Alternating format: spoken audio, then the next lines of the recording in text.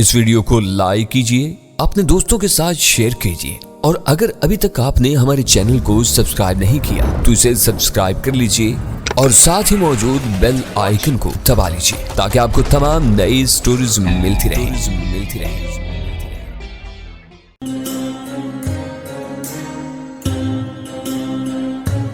ताहम हमें इनसे होशियार रहने की जरूरत है, लेकिन तुमने नहीं बताया ट्याबू कि ये लोग इतना दूर दराज का सफर तय करके हमारे इलाके में किस लिए आ रहे हैं। इनकी आमद का कोई न कोई खास मकसद तो होगा। हाँ, इनकी आमद का एक खास मकसद है, मैंने जवाब दिया। ये लोग सोने की तलाश में आ रहे हैं। सोना? नारो ने हैरत से पूछा। ये सोना क्या होता है? सोना किस चीज को कहते हैं और ये किस काम आती है? यह बड़ा मुश्किल मरहला था प्रोफेसर। मिस जंगजू औरत को जो सारी दुनिया से कटी हुई थी किस तरह समझाता कि सोना क्या चीज है, इसकी क्या कदर कीमत है और इसकी क्या अफादियत है, और बैरूनी दुनिया में लोग इस जर्द रंग की धात की किस तरह दीवानगी से पूजा करते हैं। ताहम मैंने कोशिश करके इसे बताया कि सोना एक खास किस्म का पत्थर होता है जिसका रंग पीला होता है और ये हर जगह नहीं पाया जाता, बल्कि ये कम ही दस्तयाब होता है और इसीलिए इसकी कदर कीमत बहुत ज्यादा होती है। मैंने नारो को भी बताया कि जर्द रंग की ये धात इस इलाके में मौजूद नहीं है जहां हमारी बस्ती आबाद है, लेकिन ये उस इलाके में धात पाई जाती है जहां पहले डिचाला कबीला आबाद था, जहां से बदरूहों के हमले के बाद पूरे कबीले ने हिजरत की थी। तो फिर ये लोग इसी तरफ क्यों नहीं जाते? नारो ने मुझसे सवाल किया। इसकी वजह यह है कि इन लोगों को इस बात का सही इल्म नहीं है। वो इस हकीकत से वाकिफ नहीं है कि असल जगह जहां मौजूद है वो ये जगह नहीं है, बल्कि इसके काफी आगे जाकर इस इलाके में है जहां पहले शंतूला कबीला आबाद था। लेकिन इन लोगों को अपनी सरजमीन पर बैठे बैठे इस बात का इल्म किस तरह हो गया कि इस इलाके में कहीं वो पत्थर मौजूद है जिन्हें तुम लोग सोना कहते हो? नारो ने सवाल किया। चिगान देवता का बख्शा हुआ मेरा इल्म है मुझे ये बताता है कि इन लोगों के कुछ आदमी तकरीबन आज से 50 साल पहले यहाँ आए हुए थे और यहाँ से रातों रात वो जर्द रंग के पत्थर बड़ी तादाद में अपने साथ लेकर यहाँ से चले गए थे। अब जो लोग यहाँ आए हैं वो इन्हीं की औलादों में से हैं और इन्हें अपने बुजुर्गों से इस बारे में पता चला है। अब हम क्या करेंगे? नारो ने कहा। तुम हमारे रूहानी पेशवा हो, हमें मशवरा दो। सबसे पहले तो तुम ये करो कि मेरे सारे जिस्म को रंग दो। मैं नारो से कहा, अगर वो लोग यहाँ आए तो मैं नहीं चाहता कि वो मुझे मेरे रंग के सबब यहाँ के दूसरे बाशिंदों से अलहदा समझे। मेरे जिस्म का रंग भी तो तुम लोगों के जिस्मों के रंग जैसा होना चाहिए। नारो ने जल्दी से इसका बंदोबस्त कर दिया। उसे 2 आदमियों को इस बात पर मामूर कर दिया कि वो मेरे जिस्म को तरह तरह के रंगों से रंग दें। देखते ही देखते इन्होंने सर से पांव तक मुझे रंगों में डुबो कर रख दिया। मेरी हदायत के मुताबिक मेरे पूरे जिस्म को बिल्कुल स्याह कर दिया गया था और मैं बिल्कुल इन्हीं लोगों के रंग का सा हो गया था। इसके बाद इन्होंने मेरे चेहरे पर दूसरे रंगों से तरह तरह के नक्शो निगार बना दिए और मेरी पूरी शक्ल अजीबो गरीब किस्म की होकर रह गई। जाहिर है प्रोफेसर के आईने का सवाल ही पैदा नहीं होता था जिसमें मैं अपनी शक्ल देख सकता। मैंने नदी के किनारे जाकर पानी में अपना अक्स देखा। अपनी शक्ल देखकर मैं खुद हैरान रह गया। मैं बिल्कुल बदल गया था। मेरा रंग, मेरी हेत बिल्कुल इन वैश्यों जैसी हो गई थी। बस्ती वाले हैरान थे कि मुझे क्या हो गया है और मैंने क्यों अपने आप को स्याह रंग में रंगवा लिया है। मैं नारो को मना कर दिया था कि वो बस्ती के लोगों को अभी अजनबियों के मुतवक्का आमद के बारे में कुछ न बताएं, क्योंकि इस तरह इनमें खौफ फैल जाने का अंदेशा था। खुद नारो भी काफी परेशान नजर आ रही थी, लेकिन मैंने उसे इस तरह समझाया था कि इसे दिल में किसी किस्म का खौफ लाने की जरूरत नहीं थी। चिगान देवता ने मुझे इतनी कुव्वत अता की है कि अगर इन लोगों ने कोई गड़बड़ करने की कोशिश की तो मैं इनके दिमाग ठिकाने लगा दूंगा। मेरे काफी समझाने बुझाने से नारो का खौफ किसी हद तक कम हो गया। उसके बाद मैं और नारो दोनों बस्ती से बाहर साहिल की तरफ चल पड़े। नारो पूरे हथियारों से लैस थी और उसके बाद किनारे पर मैंने कई हथियार अपने साथ ले लिए थे। गोगे मैं अच्छी तरह जानता था कि मुझे इसकी कोई जरूरत नहीं थी। हम लोग साहिल के करीब पहुंचकर एक बड़ी सी चट्टान के पीछे खड़े हो गए। अजनबियों का जहाज बड़ी तेजी के साथ साहिल की तरफ बढ़ रहा था। इस वक्त तक दोपहर ढल चुकी थी और गर्मी में काफी कमी आ गई थी। जहाज ठीक उसी चट्टान की समत बढ़ रहा था जिसके पीछे मैं और नारो छुपे खड़े थे। ओह, ये कितनी बड़ी और अजीबो गरीब किस्म की किश्ती है। नारो ने चट्टान के पीछे से झांक कर जहाज को देखते हुए कहा। जाहिर है कि इसने इससे पहले अपनी जिंदगी में कभी कोई जहाज नहीं देखा था, इसलिए वो अजीबुल खलकत शय को देखकर हैरान हो रही थी। इसकी ये हैरानी फितरी थी, ये किश्ती नहीं है। मैंने उसे समझाते हुए कहा, इसे जहाज कहते हैं। उस दुनिया में जिससे मेरा ताल्लुक है इस किस्म के जहाज चलते हैं। ये बड़े ताकतवर जहाज होते हैं और इनमें हजारों मील का सफर तय किया जा सकता है। क्या ये जहाज किसी जादू के जरिए से चलते हैं یا کوئی دیوتا اسے چلاتا ہے؟ نارو نے معصومانہ انداز میں سوال کیا۔ شاید سمندر کا دیوتا اس پر مہربان رہتا ہوگا اور وہی ان کو اتنے لمبے لمبے سفر کرنے میں مدد بھی دیتا ہوگا۔ دیوتاؤں کی مدد تو شامل حال رہتی ہی ہے، میں نے نارو کو مطمئن کرنے کے انداز میں کہا، لیکن اصل بات یہ ہے کہ یہ جہاز انسانی قوت سے چلتے ہیں۔ اس اثنا میں جہاز ساحل کے قریب پہنچ گیا تھا اور وہ آہستہ آہستہ لنگر انداز ہو رہا تھا۔ تھوڑی دیر بعد وہ ساحل سے کچھ فاصلے پر ایک چٹان کے ساتھ لگ گیا اور اس نے لنگر ڈال دیے۔ میں اور نارو چٹان کے پیچھے چھپے ہوئے جہاز والوں کی ساری کارروائی کو دیکھ رہے تھے۔ جہاز سے سب سے پہلا اترنے والا شخص مارکوس تھا۔ وہ گھٹنوں تک پانی میں اترا تھا، اس کے بعد البرٹو، شانتو اور پھر سب سے آخر میں رومیریو اترا۔ جہاز کے اندر عملے میں جو 4 افراد موجود تھے، ان میں سے شاید کسی کو ساحل پر اترنے کی اجازت نہیں تھی۔ جہاز کے اندر دور سے انسانوں کی نقل و حرکت نظر آ رہی تھی، لیکن انسانوں کے چہرے صاف نظر نہیں آ رہے تھے۔ چاروں آدمی گھٹنوں تک پانی میں سے گزرتے ہوئے خشکی پر آ گئے اور حیران نظروں سے چاروں طرف دیکھنے لگے۔ وہ آپس میں کچھ باتیں بھی کر رہے تھے، لیکن چونکہ وہ ہم سے بہت دور تھے اس لیے ہم ان کی باتیں نہیں سن سکتے تھے۔ وہ چاروں اس وقت سر سے لے کر پاؤں تک لوہے میں ڈوبے ہوئے تھے۔ ان کی کمروں سے تلواریں اور خنجر بھی لٹک رہے تھے اور وہ ہر متوقع حملے کے لیے پورے طور سے تیار نظر آ رہے تھے۔ وہ چاروں ساحل پر دور دور تک نظریں دوڑا رہے تھے۔ تھوڑی دیر تک ادھر ادھر دیکھتے رہے اور پھر اس کے بعد انہوں نے غور سے زمین کو دیکھنا شروع کر دیا۔ وہ زمین پر پڑے ہوئے مختلف پتھروں کو پیروں سے ہٹا ہٹا کر ان کا بغور جائزہ لے رہے تھے، لیکن میں اتنی دور سے بھی اس بات کا اندازہ لگا سکتا تھا پروفیسر کہ ان لوگوں کے چہروں سے مایوسی جھلک رہی تھی۔ وہ لوگ کافی دیر تک ساحل کی چٹانوں اور پتھروں پر ادھر ادھر بھٹکتے رہے، لیکن ظاہر ہے کہ وہاں سونا موجود نہیں تھا۔ وہ آپس میں باتیں کرتے ہوئے اس چٹان کے بالکل قریب آ گئے جس کے پیچھے میں اور نارو چھپے ہوئے تھے۔ یہاں تو دور دور تک کہیں سونے کا نام و نشان نہیں ہے، البرٹو نے کہا۔ اس کی آواز میں سخت مایوسی تھی۔ اگر یہاں نہیں تو یہاں کے آس پاس کہیں نہ کہیں تو سونا موجود ہوگا، مارکوس بولا۔ لارگو کا دادا ایک بہترین جہاز راں ہونے کے علاوہ ایک اچھا نقشہ نویس بھی تھا۔ اس بات کا امکان کم ہی ہے کہ اس نقشہ بنانے میں کوئی غلطی کی ہو، البتہ یہ ہے کہ ہم نے نقشے کو صحیح طور پر سمجھنے میں غلطی کر دی ہوگی، رومیریو نے کہا۔ اگر ہمیں ساحل کے اس حصے میں سونے کا پتہ نہیں معلوم ہوا تو پھر ہمیں ساحل کے دوسرے حصوں کی طرف رجوع کرنا ہوگا۔ ساحل تو کافی وسیع ہے، دور دور تک پھیلا ہوا ہے۔ مجھے تمہاری رائے سے اتفاق ہے، شانتو بولا۔ اب اسے مایوس ہونے کی ضرورت نہیں ہے، بلکہ میں تو یہ کہوں گا کہ سونا یہیں کہیں آس پاس ہی موجود ہے۔ ہمیں احتیاط سے دلجمی کے ساتھ تلاش کرنا ہوگا۔ اس علاقے میں کس قدر گرمی ہے، مارکوس نے کہا۔ یوں معلوم ہوتا ہے کہ آسمان نے جہنم کے دروازے کھول دیے۔ معلوم نہیں یہاں کہیں آس پاس پانی بھی مل سکے گا یا نہیں۔ پانی کا مسئلہ ایک حد تک اہم مسئلہ ہے، رومیریو نے کہا۔ ہمارے جہاز میں پانی کا جو ذخیرہ موجود ہے وہ بہت زیادہ نہیں ہے اور ہمیں اسے بڑی احتیاط کے ساتھ خرچ کرنا ہوگا۔ نہ جانے کتنے دن تک ہمیں اسی طرح یہاں کے ساحل پر بھٹکنا پڑے اور اس دوران پانی بھی مل پائے گا یا نہیں۔ میرا خیال ہے کہ ہمیں سامنے کے گھنے جنگل میں چل کر پانی کی تلاش کرنی چاہیے، مارکوس نے کہا۔ مجھے یقین ہے کہ اندر جنگل میں کوئی نہ کوئی چشمہ یا ندی ضرور موجود ہوگی۔ چلو، البرٹو نے کہا، لیکن بہت احتیاط کے ساتھ۔ ہمیں اس بات کا پورا خیال رکھنا چاہیے کہ کوئی بے خبری کے عالم میں اچانک ہم پر حملہ نہ کر دے، ورنہ ہم لوگ بے موت مارے جائیں گے۔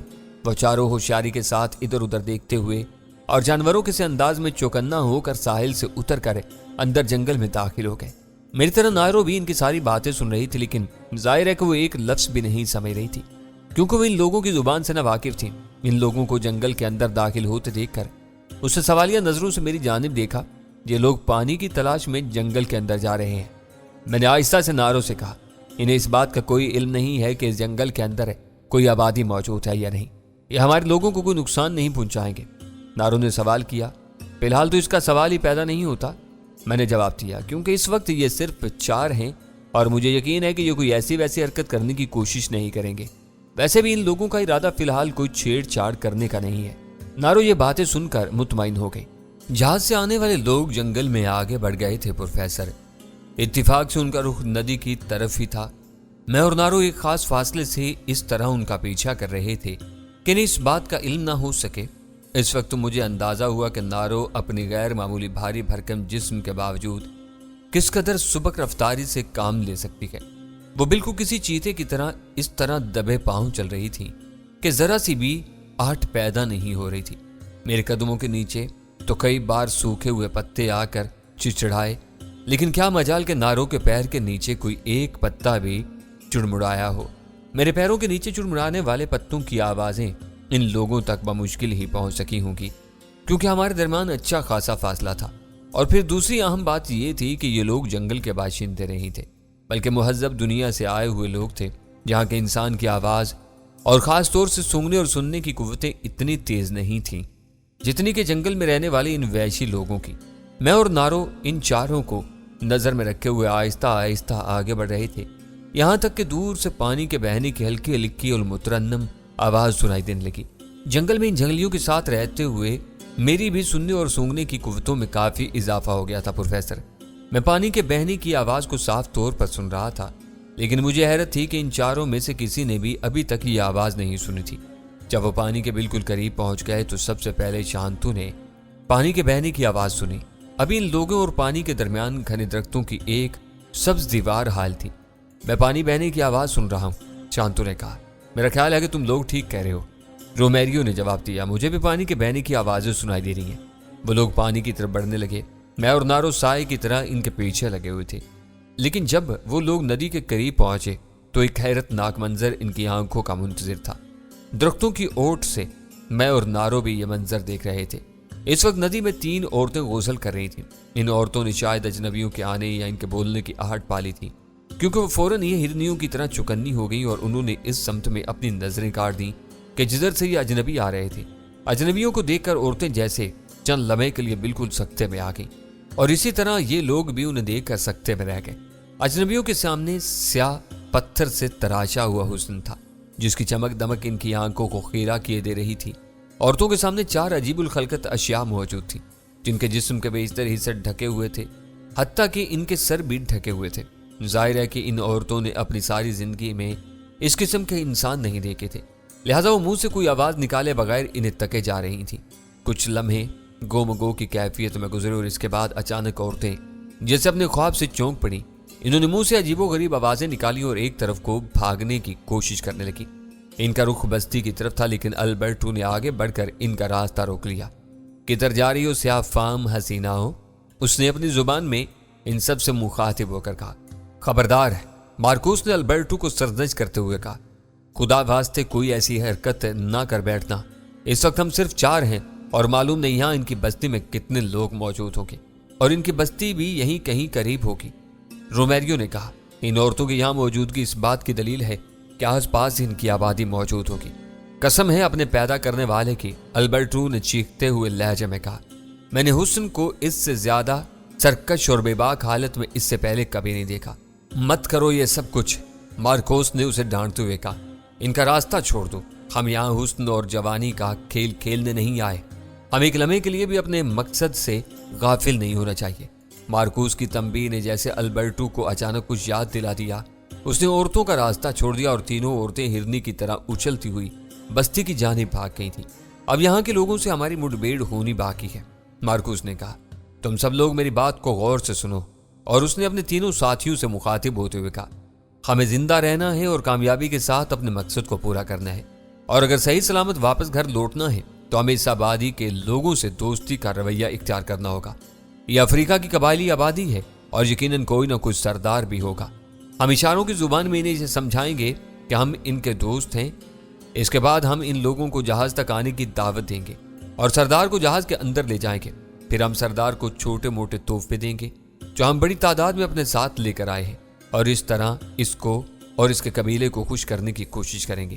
ہو سکتا ہے کہ ہمیں سونے کے لیے ان لوگوں کی مدد حاصل کرنے پڑی۔ البرٹو سمیت سب لوگوں نے اس بات میں سر ہلایا اور اس سے اتفاق کا اظہار کیا۔ اس کے بعد ان لوگوں نے باری باری ہاتھ منہ دھویا اور پانی پیا۔ ایک ایک شخص پانی کے پاس جاتا اور باقی لوگ چوکنے ادھر ادھر پیرا دیتے۔ ذرا دیر بستی کی طرف سے بہت سے لوگوں کی آوازیں سنائی دینے لگی۔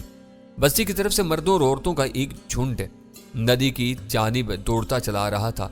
چاروں آدمی چوکنے ہو گئے اور ان کے ہاتھ خود بخود اپنے ہتھیاروں کی جانب پہنچ گئے۔ بستی کی جانب سے آنے والے تمام لوگوں کے پاس ہتھیار نہیں تھے، لیکن ان میں سے بہت سے ایسے تھے جن کے ہاتھوں میں ہتھیار موجود تھے۔ وہ سب کے سب اجنبیوں سے کچھ فاصلے پر کھڑے ہو گئے اور سوالیہ نظروں سے انہیں دیکھنے لگے۔ ان کی نگاہیں اجنبیوں کے جسم کے ہر حصے کو حیرت سے تک رہی تھی۔ اجنبی سر سے پاؤں تک لوہے کے لباس میں ڈوبے ہوئے تھے۔ اجنبی اور بستی کے باشندے ایک دوسرے کے مقابل اس طرح کھڑے ہو گئے تھے कि इनके दरमियान कोई जंग होने वाली को और वो एक दूसरे से लड़ने के लिए सब आरा हो रहे हों, लेकिन दोनों में से किसी ने भी एक दूसरे पर हमला नहीं किया। तकरीबन 1 मिनट तक वो खामोशी से एक दूसरे की तरफ देखते रहे। चारों हस्पानवी अजनबी अपने सामने स्याफाम आदमियों का लश्कर देखकर सख्त हैरान नजर आ रहे थे। साथ ही साथ वो कुछ परेशान भी लगने लगे थे। तुम्हारा सरदार कौन है? मार्कोस ने स्पेनी जुबान में इनसे सवाल किया। मार्कोस की बात का मतलब जाहिर है कि किसी ने नहीं समझा और ना ही इसे किसी ने जवाब दिया। इसके बजाय वो एक दूसरे की शक्लें देखने लगे। कोई एक दूसरे से पूछ रहे हो कि ये अजनबी क्या कह रहे हैं। सुनो नारो, मैंने सरगोशी में नारो से कहा, अब मुझे और तुम्हें इन लोगों के सामने जाना होगा। गो कि मैं शेगान देवता के अता किए हुए इल्म की बदौलत इन लोगों की जुबान अच्छी तरह समझता हूं, लेकिन यह बात सिर्फ तुम्हें मालूम रहेगी, किसी और को मालूम नहीं। देवता का हुक्म यही है कि मैं इन लोगों के सामने और बाकी तमाम लोगों के सामने भी इस तरह जाहिर करूंगा कि मैं इनकी जुबान का एक लफ्ज भी नहीं समझ रहा। तुम्हें अपने आप को इन लोगों के सामने कबीले की सरदार की हैसियत से पेश करना है और इस अंदाज में पेश करना है जो इस बड़े कबीले की शयान शान हो। तुम्हें डरने घबराने या इन लोगों से मरऊब होने की कोई जरूरत नहीं। शिगान देवता हमारे साथ है और वह हर कदम पर मेरे जरिए तुम्हारी और सब लोगों की रहनुमाई करेगा। इसके साथ ही मैंने नारों को इशारा किया और चंद मिनट में हम दरख्तों के झुंड में से निकलकर बाहर आ गए जिसमें हम अब तक छुपे हुए थे। कबीले के सारे लोग मुझे और नारों को देखकर जैसे खुश हो गए। इन्हें हमारा इंतजार था। शायद हमारी तलाश में इन्होंने कुछ लोगों को इधर उधर भी भेजा हो और हमें देखते ही मजमे में बुनबुनाहट से दौड़ गई। मैं नारों का हाथ पकड़ा और मैं और नारो इन चारों अजनबियों के सामने जाकर इनकी आंखों में आंखें डालकर खड़े हो गए। नारों के कवि हैकल और भारी भरकम जिस्म ने चारों अजनबियों को दरियाए हैरत में गर्क कर दिया था। इस पहलवान औरत को देखकर इनकी आंखें फटी की फटी रह गईं और मुझ में कोई ऐसी खास बात नहीं थी जो इन्हें मुतहय्यर कर पाती। जिस्म आम इंसानों की तरह सुबक और हल्का फुल्का था और रंग बिल्कुल स्याह हो रहा था। एन इस मौका पर मार्कोस आगे बढ़ा। उसने अंदाजा लगा लिया था कि हम दोनों में से ही कोई सरदार है। यकीनन इसका ख्याल मेरे बारे में होगा, क्योंकि इसके लिए यह बावर करना मुश्किल होगा कि कबीले की सरदार कोई औरत भी हो सकती है। मार्कोस ने आगे बढ़कर अपना दाहिना हाथ सीने पर रखा, गर्दन को थोड़ा सा खम किया और जरा सा झुकते हुए मुस्कुराहट के साथ स्पेनी जुबान में कहा, तुम इस कबीले के सरदार हो। मैं अगरचे मार्कोस की बात को पूरी तरह समझ रहा था, लेकिन जाहिर है कि मुझे इस बात का इजहार नहीं करना था। मैं खामोश रहा और मैंने अपने चेहरे पर ऐसे तासुरात पैदा कर लिए गोया मैं इसकी बात को बिल्कुल नहीं समझ पाया हूं। ताहम मैंने हाथ से नारों की तरफ इशारा कर दिया ताकि इन लोगों को इस बात का अंदाजा हो जाए कि कबीले की सरदार नारो है। मेरे इशारा करने से वो लोग समझ गए कि नारो को मुझ पर फोकियत हासिल है और शायद वही कबीले की सरदार है। मार्कोस अब नारो की जानिब मुतवज्जा हुआ और उसने एक बार फिर झुककर उसे ताजीम थी। जवाबन मेरी हदायत के मुताबिक नारो ने भी वैसा ही रवैया इख्तियार किया। मार्कोस ने समंदर की तरफ इशारा करते हुए अपने हाथ चला चला कर हम लोगों को ये बात समझाने की कोशिश की कि वो लोग बहुत दूर से आए हैं और इनके इरादे जारहाना नहीं है। मार्कोस बड़ी मुश्किल से दुनिया की कदीम तरीन जुबान यानी इशारों की जुबान में हमें अपना वाफिल ज़मीर समझाने की कोशिश कर रहा था और नारो समेत तमाम लोग और से उसके इशारों को समझने की कोशिश कर रहे थे। मैं नारो से कहा कि वो अजनबियों को बस्ती में आने की दावत दे। नारो ने मेरे हुक्म के मुताबिक हाथ के इशारे से अजनबियों को बस्ती की सम चलने के लिए कहा। अजनबी नारों के इशारे पर हम लोगों के साथ साथ चल पड़े थे। बस्ती के बाकी लोग भी हमारे साथ चलने लगे। जरा सी देर में हम लोग बस्ती के अंदर दाखिल हो गए। बस्ती में मौजूद जिन लोगों ने अभी तक अजनबियों को नहीं देखा था वो इन्हें देखने के लिए अपने अपने झोंपड़ों से निकल आए। बस्ती का एक एक शख्स अपनी अपनी झोंपड़ी से बाहर था और हैरत भरी नजरों से इन इंसानों को देख रहा था जिन्हें उससे पहले इन्होंने नहीं देखा था।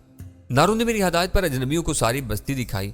इसके बाद इन्हें नारों के झोंपड़े में लाकर जमीन पर बिछी हुई घास पर बिठा दिया गया और जंगली फलों से इनकी खातर तवाज़े की। चारों अजनबी बहुत खुश थे, लेकिन मैं महसूस कर रहा था कि अल्बर्टो की निगाहें बारी बारी सारी औरतों के गिर्द मंडला रही थी। इसके बाद अजनबी उठ खड़े हुए और उन्होंने मुझे और नारो को अपने साथ आने का इशारा किया। मैं और नारो इनके साथ चल पड़े।